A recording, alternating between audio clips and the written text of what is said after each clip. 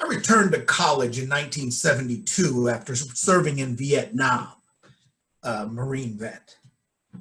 I partied at my fraternity, as sophomores do. At one party, I got drunk with a co-ed, and predictably, we ended up having sex.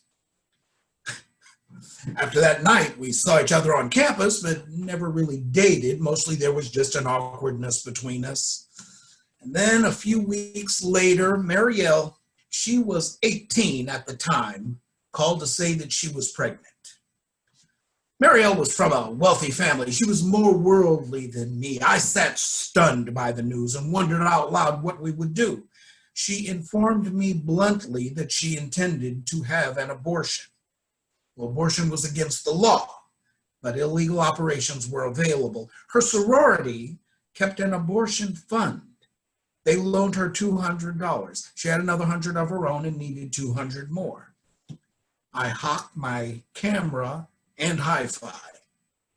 I didn't even know what an abortion entailed. I was too embarrassed to ask anybody, but I did manage to ask Mary Ann what to expect after the operation, since we would have to drive 3 hours to the surgical facility where it would be performed. Mary Ann said that I should get a room. She didn't think she'd be able to travel right after. The 3-hour ride was awkward, both of us just trying to get through it. We knew we were in no position to have a child together. Mary Ann asked to be dropped off at the clinic and said that I should come back and get her in 3 hours. She never asked me to come inside, and I never offered. I hung around for the next couple of hours and came back a little early to fetch Mary Ann. We returned to the hotel where she rested, though she was bleeding heavily. After a while, she was looking a little gray to me. I knew she was hemorrhaging, and I finally convinced her that we needed to go to a local ER. A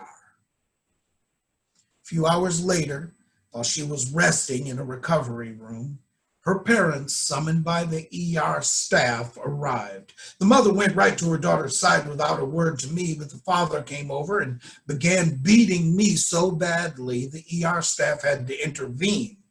They suggested that I leave so order could be restored. I was relieved in a way. I didn't know if I could be charged as an accomplice in this illegal operation. That was another thing that my pride had prevented me from asking. In the weeks that followed, I tried reaching Mary Ann by phone, but no one would put me through. And then one day, her mother answered, and to my surprise, she thanked me. She said if you hadn't taken her to the hospital when you did, she'd be dead today. And I'm sorry for my husband. He reacted the way that fathers react.